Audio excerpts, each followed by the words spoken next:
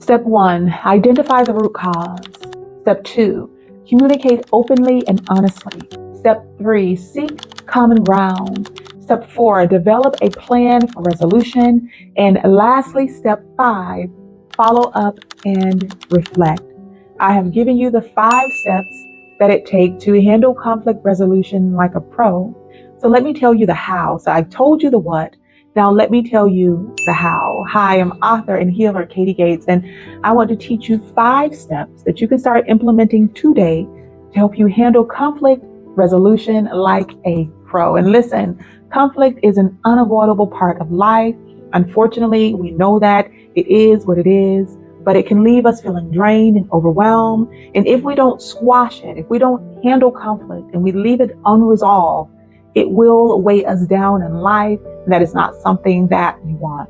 So step 1, identify the root cause. Now, this is very, very important because if you don't know the root cause or the reason behind the conflict, you can't handle it. You can't resolve it.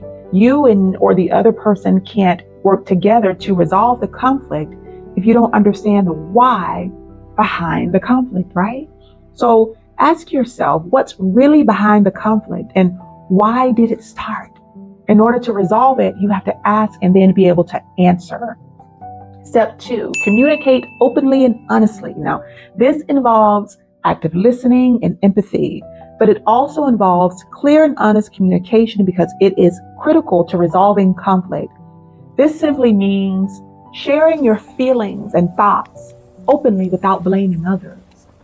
In this step, you want to remember to use I statements to express yourself. So things like I feel and I need or I don't understand will take you a very long way when it comes to resolving conflict like a professional. Step 3, seek common ground.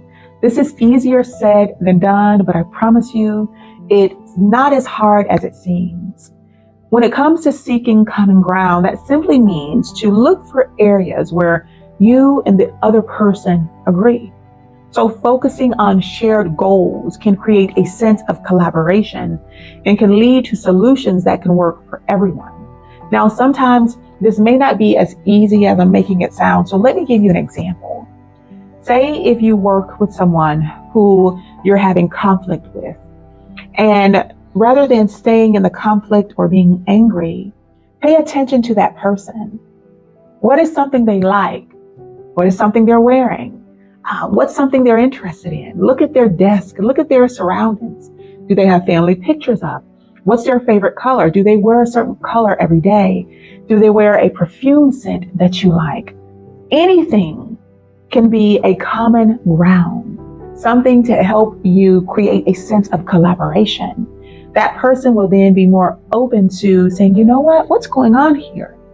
Why am I having conflict with this person? Why don't I like this person? So try that.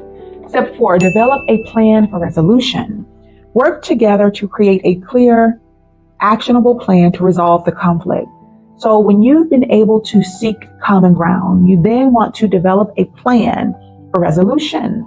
Outline things like specific steps that you and the other person or people can take, and then set a follow-up timeline to ensure everything goes smoothly.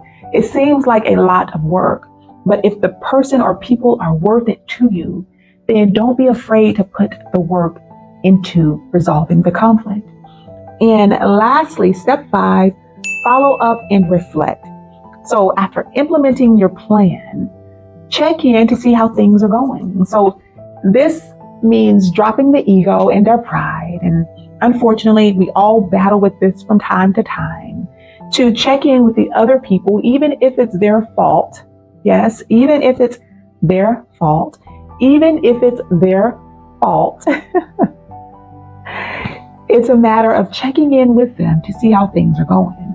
And then you can take some time to reflect on the process and what you've learned. This reflection in the end will help you improve your conflict resolution skills for future situations. Now, I'm hoping that there won't be any future situations, but we have to be realistic, right? Not everyone is going to like us. Not everyone is going to like the things that we say and do. But if you hone these 5 steps to resolving conflict, you'll be way ahead of other people. So when conflict comes back into your life again, you already know what to do to resolve it. I promise you, these 5 steps work. Trust me, I know. I've had to implement them myself, and they do work. So like I said, conflict in life is unavoidable. It can leave us feeling drained and overwhelmed. And if we don't resolve the conflict, we will be left feeling weighed down. And that's not something that you want in life. So I'm author and healer Katie Gates, and thank you all so much for taking the time to watch this video. If you have not subscribed to the channel, please do so. Give this video a like, a thumbs up, share it, etc. That helps push the channel out there and get it in front of more eyes, those people who need to learn things like resolving conflict. So thank you again for watching. Until next time, bye-bye.